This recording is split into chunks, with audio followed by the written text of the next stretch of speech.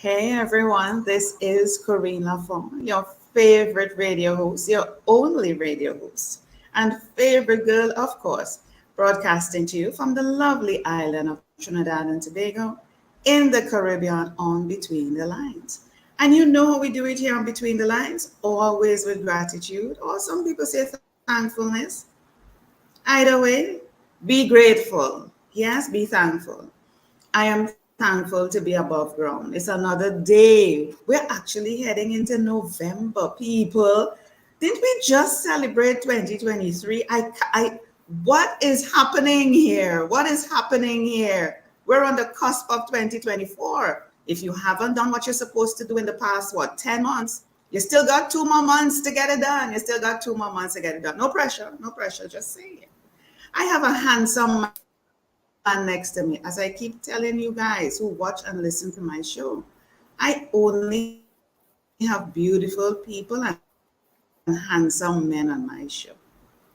Don't be hating, don't be jealous. Just find yourself on between the lines. Danny Carroll is here with me, and we are talking about terminal cancer, breast cancer. We're honoring Breast Cancer Awareness Month, and we're talking all about cancer today. And there'll be some tips, I'm sure, that will be shared by Danny today. But let me tell you a bit about Danny before we get into it. So, Danny is a best-selling author, but he's also a cancer survivor. He's searching and testing alternative healing therapies in search of the holy grail of health and wellness. He has worked for the last 8 years to help terminally ill cancer patients who doctors had given up on and sent home to what? To die, to fully recover their health. And you know what we do on Between the Lines? I always show the website so that you have a way of reaching out to Danny. He's going to feature his book, everything. You know the usual format of my show. I don't have to tell you. All the persons who are watching on YouTube, LinkedIn, and Facebook, I love you. I appreciate you. Feel free to ask your questions. It's going to show up on the screen below here, same in a positive way. And so you can get your questions answered live by Danny or myself if it's targeted to me. Welcome, Danny, to Between the Lines. Thank you, Corine. It's an absolute pleasure to be here. Thank you for hosting me.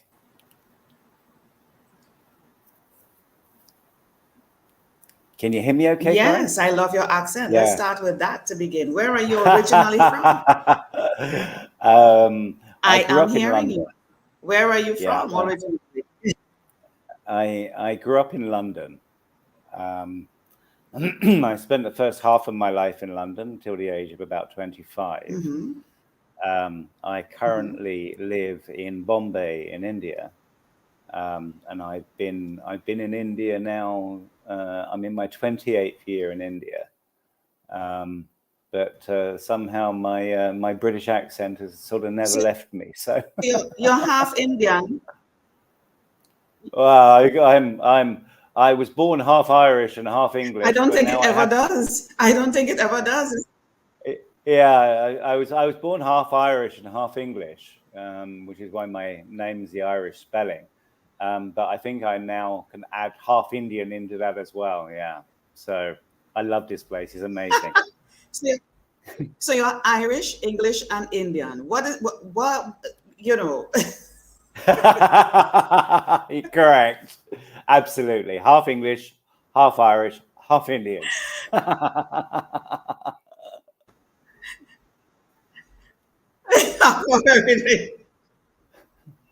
This is awesome. How would you compare life in London, which is a phrase we normally use, life in London versus life in India? That's a very interesting question. Well, obviously, I prefer life in India because that's why I stay here, right? So, everything about India is a contrast to London. I mean, number one, it's hot, it's humid, that I love. I'm not a big fan of cold weather, so I'm not a big fan of the cold in the UK. And luckily, the people in India are as warm as the weather, right? So the people are beautiful, they're hospitable, they're friendly. I mean, the place is amazing. So yeah, I mean, I just love it. I've done 25 years in the UK. That's probably enough for me, frankly.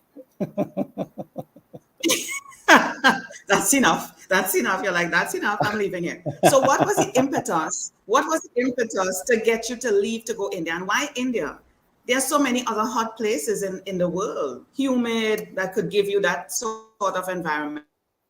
But why India? What caused you to choose India? I didn't. It's a strange story. I was sent here by a UK consulting company on a 6-month posting. I used to specialize in turning around distressed companies, and I was posted in India for 6 months in the mid 1990s, and I never left. Now I could never really understand why, but my cousin carried out our family tree a few years ago, and discovered that for the last 300 years, every third generation, one member of my family shifted and moved to India, and I'm the third generation again. So maybe it's karma. Yeah. That is awesome. Yeah, amazing, right? So I can never Look understand at why I that. fell in love with the place so much. Yeah, but Yeah. yeah, it's in the bloodlines. You know, that is an interesting thing. We are so many generations ahead, and we don't know why we do the things we do or what calls us into the spaces, Correct. places, situations. But it could be something from Absolutely. before. And I mean, that is really interesting. But for you to Yeah. find that out, that is cancer. And we already have a tip. So persons, if you're going through something in your life, you need to do a little archaeological digging in your family and see what it is that leading you to do the things that you do. Yeah. I mean, there's many. I even This reflecting. is amazing. I So mean, how sorry, Corinne.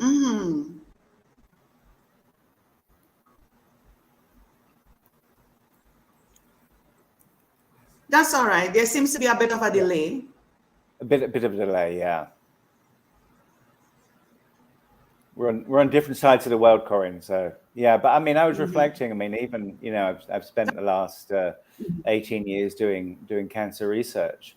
I never could have done that unless I was in India, right? Because in the West, I'd have been thrown in prison. Yeah, these things are just not possible in the West. So if I hadn't have been in India, I wouldn't have been able to do what I've done and spend many years studying cancer and finding the solution to the problem. So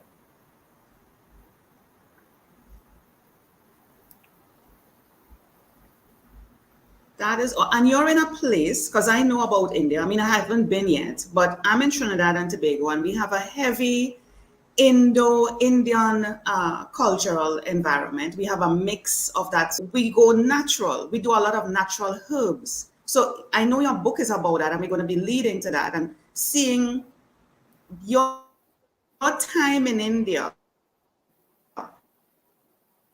If the herbs that you have discovered is also in your book coming from India, and if that also helped you in terms of the cancer. But first, let's find out about your history, your background being a cancer survivor.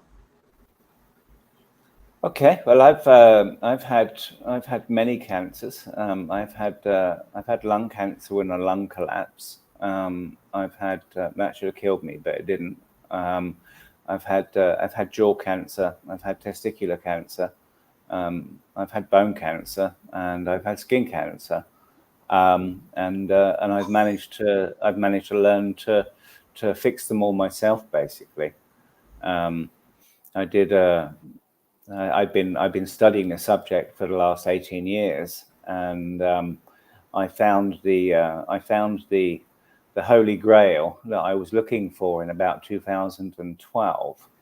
And I've been studying I've been studying that there's a body of medical discoveries called Germanic healing knowledge, or Germanic new medicine, that was developed by a German medical doctor, and I've been testing those for the last 11 years, and they're truly extraordinary. It's truly extraordinary, Corine. I mean, what happened? This German doctor was and still is the youngest doctor to ever to qualify to practice medicine in Germany. In 1978, his 19-year-old son was shot and murdered.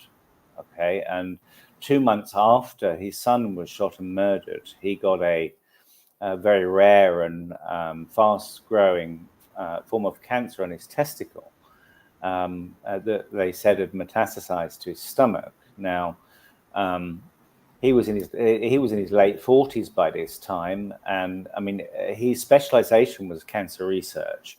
So he couldn't help thinking that I mean, he was a traditional medical doctor, and he didn't know if there was any causal link between his son getting murdered and him getting cancer.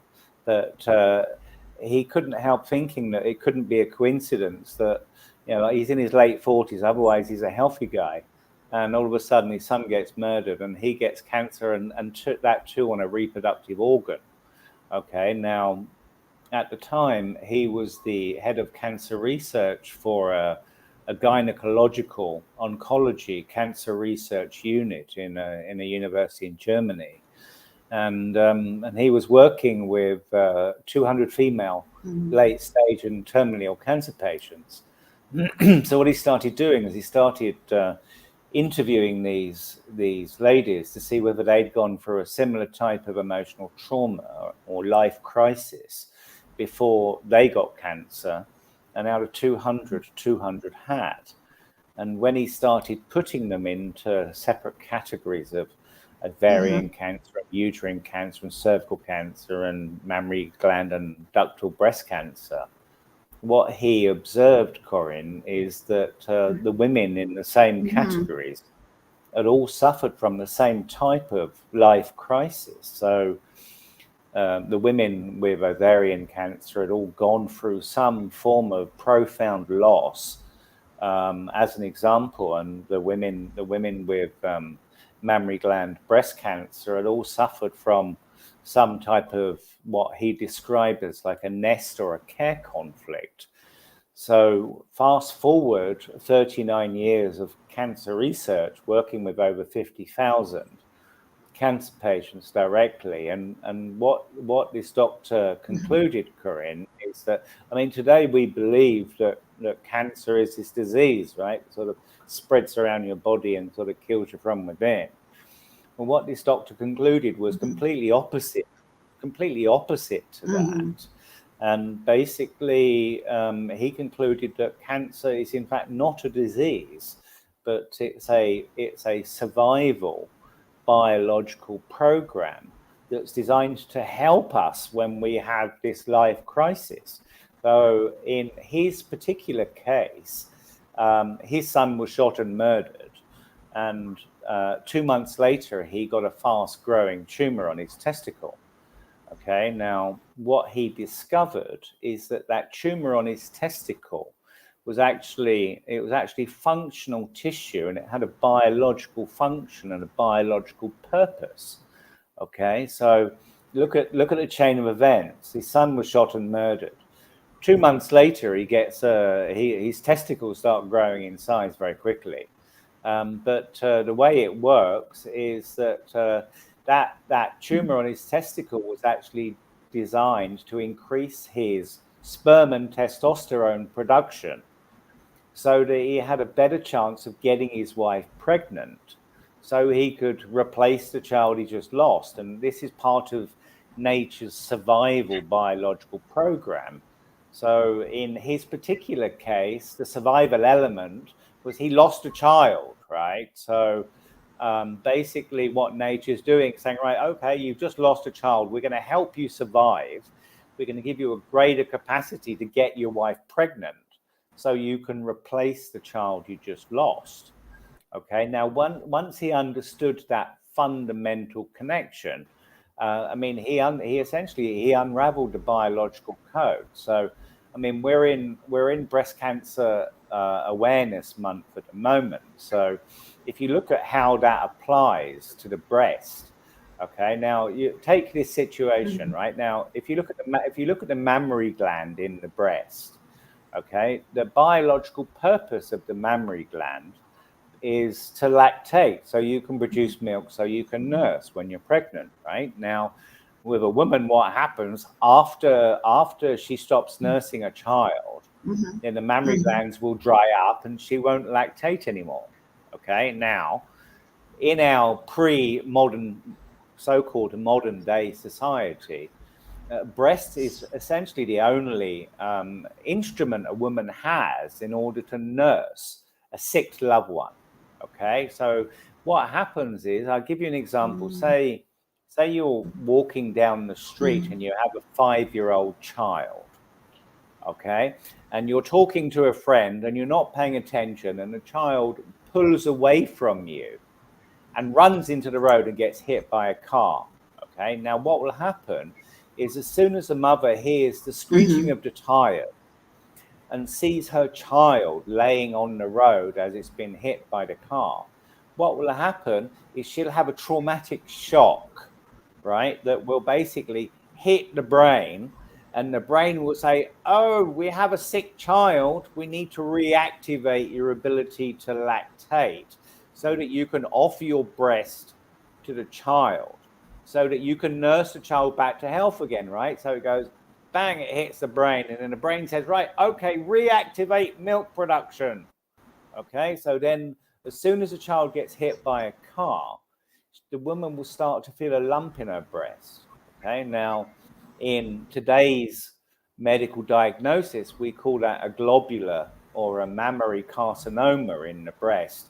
And then the woman has her breast removed and chemo and all of that stuff, right? But what has happened in reality is nature's reactivating the woman's ability. The child's 5 years old, right? So she's not lactating anymore. Okay, now she has a sick child because a child has just been hit by a car. Okay, so what nature does, in the same way Dr. Hummer's testicle was reactivated or grew in size to increase his sperm and testosterone production so he could replace the child he just lost. What happens with the woman in the breast is, when the child gets hit by a car, the mammary gland gets reactivated or turned back on so that the woman can start lactation again, so that she can nurse the child back to health again. Okay, now we have this concept, Corine, in business, that you can only ever solve a problem by addressing the cause of the problem and not the symptom of the problem. Okay, now those rules apply equally to health as they do to business. Okay, now the problem that we have today is that all of our healthcare modalities, and this is both conventional and alternative, are all systems of symptomatic treatment.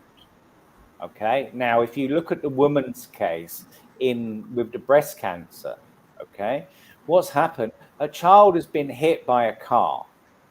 The trauma of seeing the child laying in the road has hit her brain, and her brain has sent instructions to the organ to reactivate lactation or ability to breastfeed. Okay, now, to solve the problem at the cause of the problem and not the symptom, right? The breast is the symptom. The cause of the problem is a child getting sick. Now, it could be hit by a car, falling out of a tree, any damn thing that the child becomes sick. Basically, then the woman needs to be able to lactate in order to offer the child her breast, so that she can nurse the child back to health again, so that solves the child's health problem. It also solves the breast problem, right? Because the biological purpose of the mammary gland is to nurse. Okay, so the cause of the problem is the child getting sick. The symptom of the problem basically is the lump in the breast. It's just the symptom of the problem. Okay, now what this is what happens. Even if you chop the breast off and you have a mastectomy, okay, now there's a concept in medicine called recurrent breast cancer. Okay, recurrent breast cancer is where you have a mastectomy and then you get cancer on a breast that is no longer there. Okay, now what does this mean? Now doctors say, oh, there must have been some cells floating around and we missed a few cells, so we got to do it again and all of this.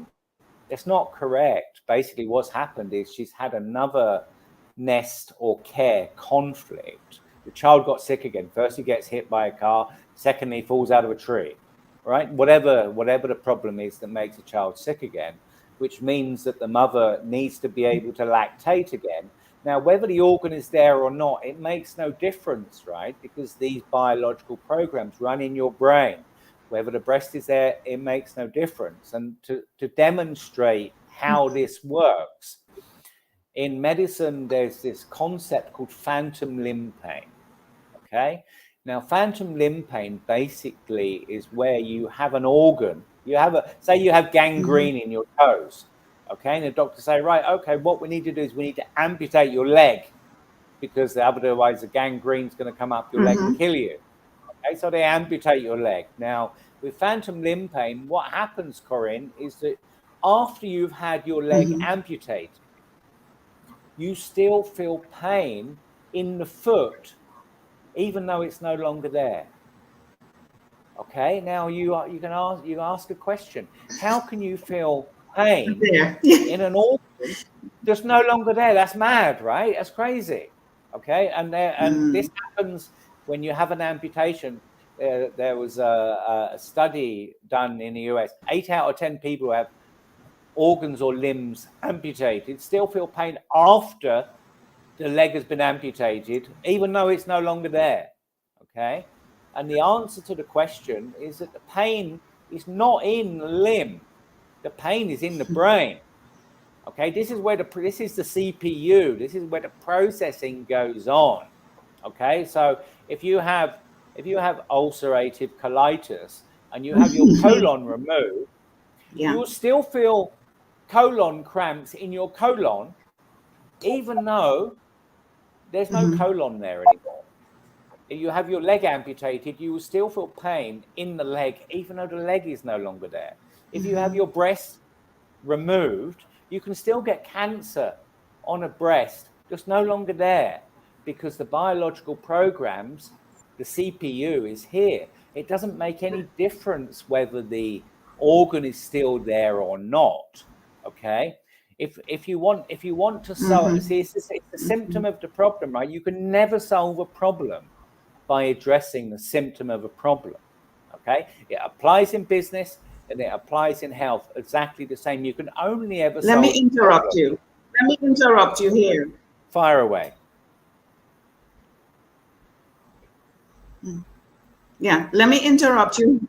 Let me interrupt you here 1 second. I'm listening to you, and I know the kind of questions that may be running around in people's heads at this time, because it is, as you said, totally opposite to what we have been told. And you're an intelligent man. I like to come back to fundamentals. You're an intelligent man. And I know you cannot wake up one morning and you decide. You're living in India, you have studied it. Let me tell you what I am hearing based on what you say and what I believe.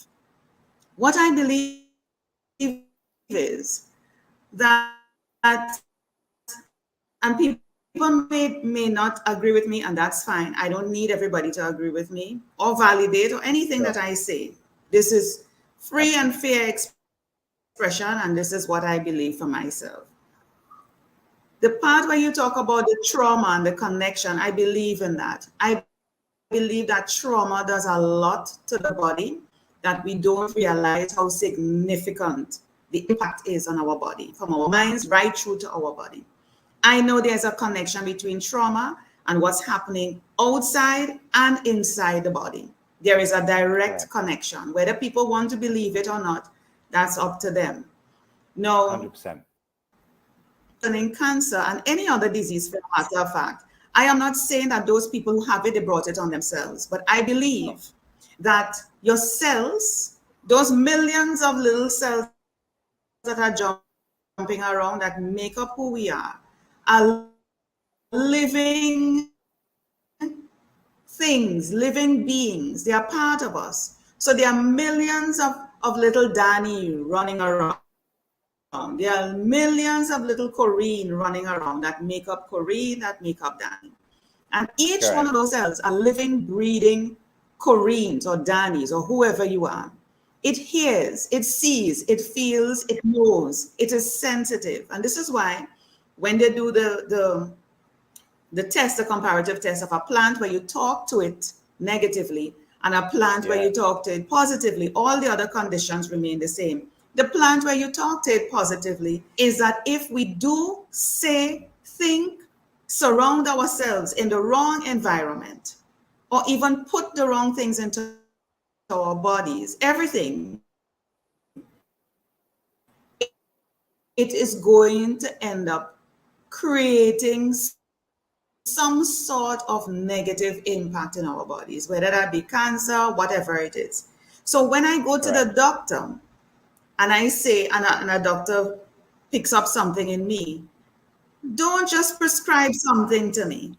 I am like, how did that come about? Where? So I am actually looking for the cause. So that when I figure out the cause, or we figure out the cause, whether you tell me or not, I'm digging to find out what's the cause. Because I was good all along, where this thing came from, so that I can find it. I don't want you to just keep giving me medication and I'm living on this thing.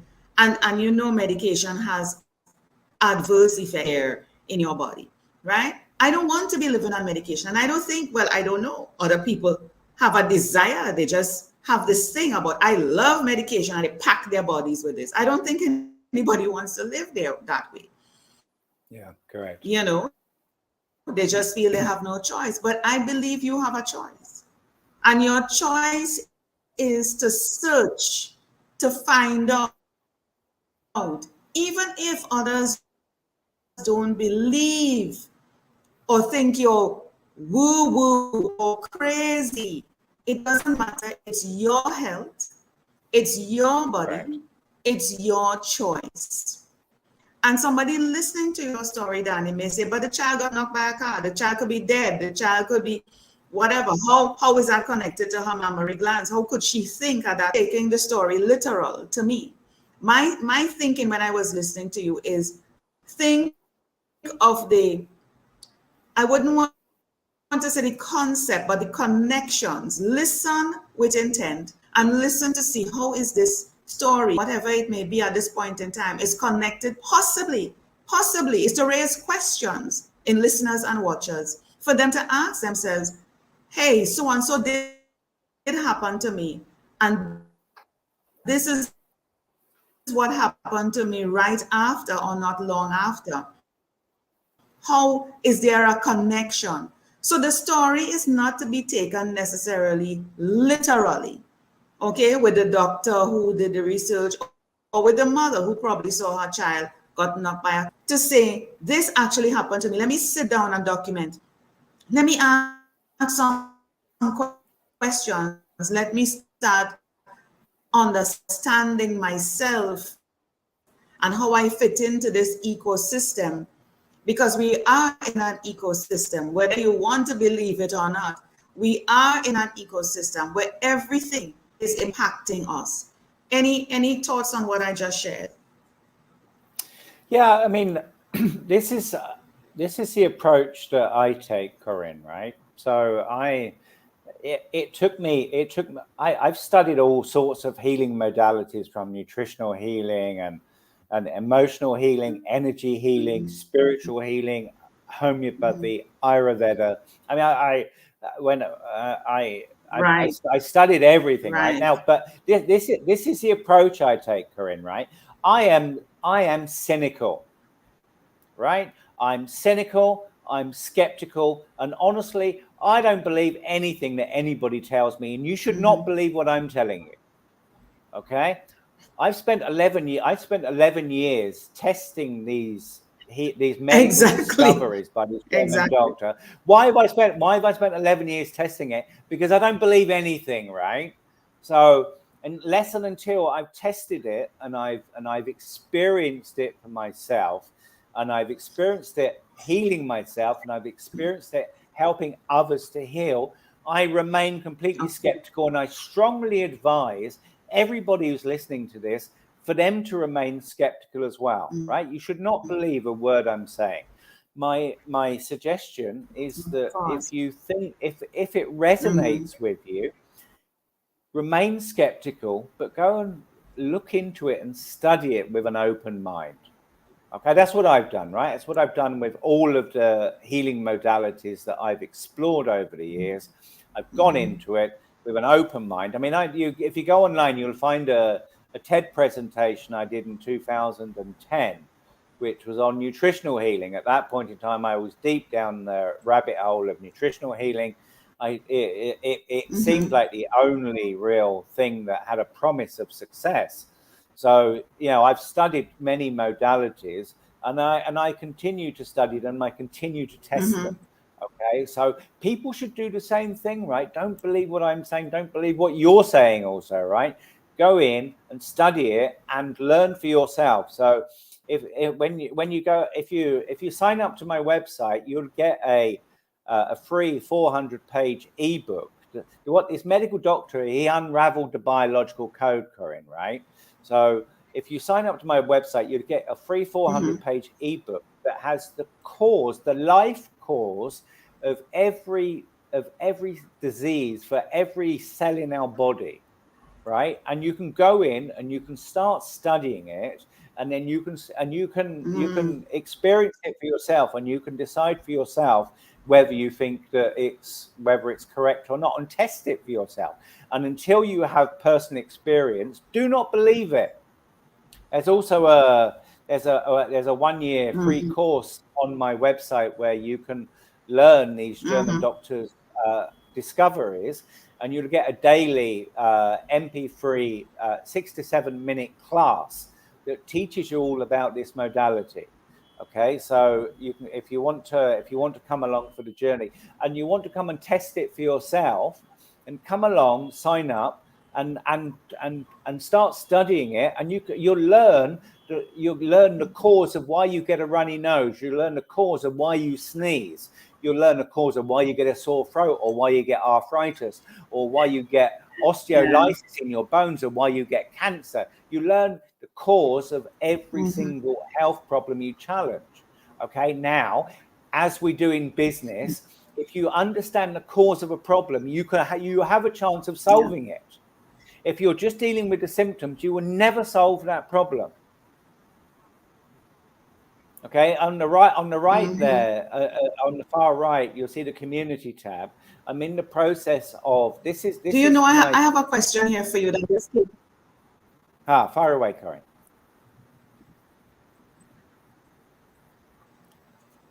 Yeah. Sorry, Danny.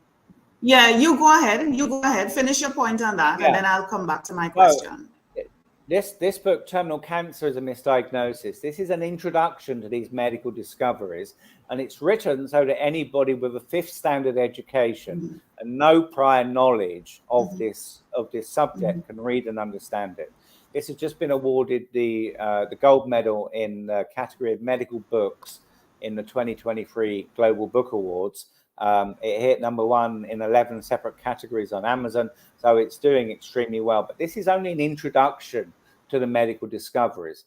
What I'm planning to do is I'm planning to write a 500+ book series, which basically are these, and that's going to be one book on each disease, right? So this is my book on breast cancer. So the community tab on the right hand side is a platform I'm building. It's a collaborative book writing platform, so people can come in and both learn about these medical discoveries and help to write books in order to be able to share these with people. And ultimately, there'll be 500+ of these, right? The tab on my website, the Healing Tribune, all of these books are available to read for free. Okay, so this is my book on breast cancer. This is my book on dermatitis. This is my book on testicular cancer. I have one book on IBS and ulcerative colitis. That's still under development. You can ignore that for now. I've still got to work on that. That's work in progress. If you go to the Healing Tribune tab, then you'll find these books where you can read them for free. Okay, so all 500 books will be available to read for free on my website once they're written. Okay, so if you want to come along and help to write these books, then please do come along and join us. Okay, so there's on my website, there's a resources page where I've detailed all of the resources where you can go to any websites and find more information on this subject. Awesome. One of the questions that I have that I want to connect back to where you live, it occurred to me, I've listened to persons that said they have found peace. They have moved from where they are, and somehow, just like how you were living in London for 25 years and living in India for 28, and somehow there's a peace. You went there for 6 months. The people send you there on a job for 6 months and you never left. Like, and I've heard these stories with other people and they just found themselves in another place. They found themselves in another place. And somehow their health is better. Their life is better. The quality of their life is better. They just moved away. It's like the body, the mind, the spirit feels at one where they are, and what they were going through or what they thought was the life back in New York. This is slow in India. We sit down and eat with our hands. I walk to the market. I drink this type of tea. When you talk back to your friends and family in London or New York or wherever, they're like, how are you living like that? Like, it's the lowest thing ever, but it's the best thing ever. And for your health, you're like, this is the place to be. So I am seeing a connection, and we can end with this. I am seeing a connection between, also beside the trauma, I am seeing a connection between where you live, where you are, the environment, physical environment, and even the people, the culture, the food, everything that has a positive impact on our health. Any final thoughts?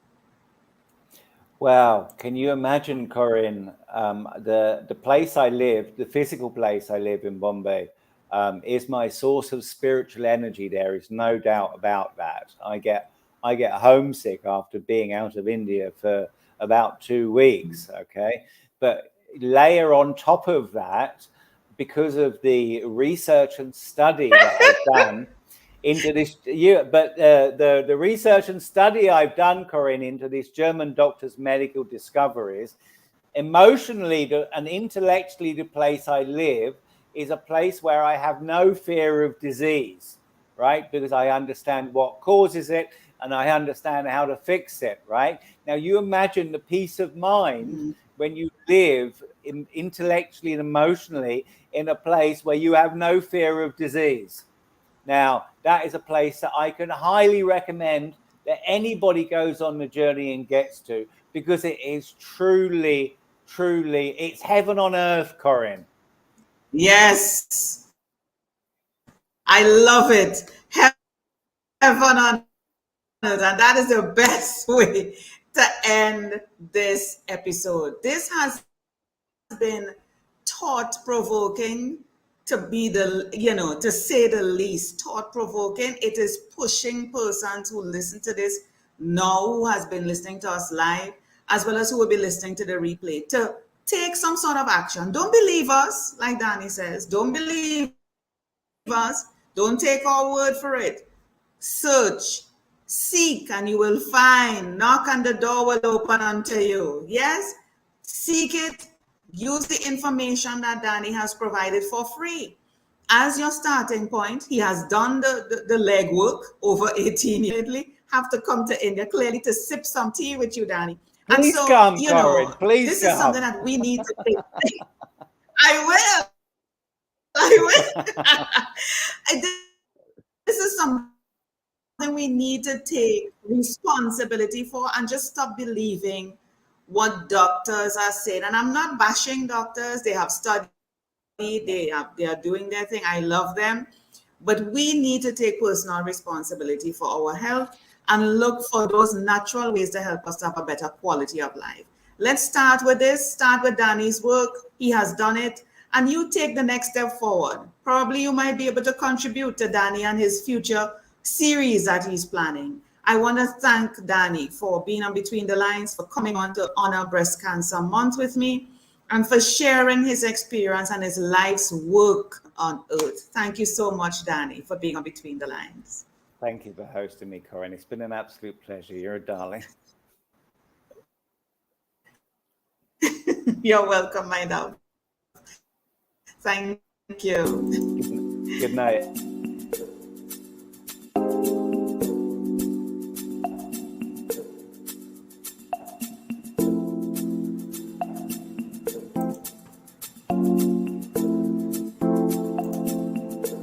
This has a bit of a delay. This is what is happening here. There was a bit of a delay. That's okay. We managed it. I think we managed it just fine. Yeah. Here we go. Yeah. Of course we have. There is a bit of a delay. Something is happening here that's stopping me from ending the show. Probably just wants us to. Is that the plan? Let me see.